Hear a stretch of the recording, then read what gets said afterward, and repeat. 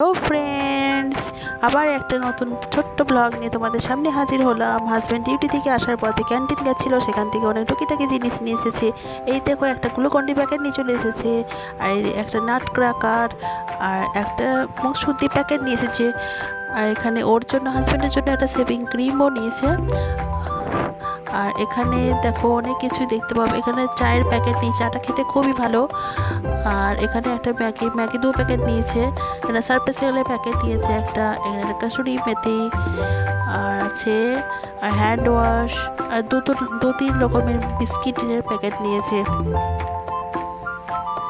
আর এই যে মিমের জন্য 2টো কিন্ডার জয় নিয়েছে। তো মিম এটা খোলার জন্য বায়না করছিল খুব, তো একটু পরে খুলবে। আর এখানে কাপড় কাচা একটা সাবান নিয়েছে, এটা হাজমোলা নিয়েছে। আমার হাজমোলা খেতে খুবই ভালো লাগে।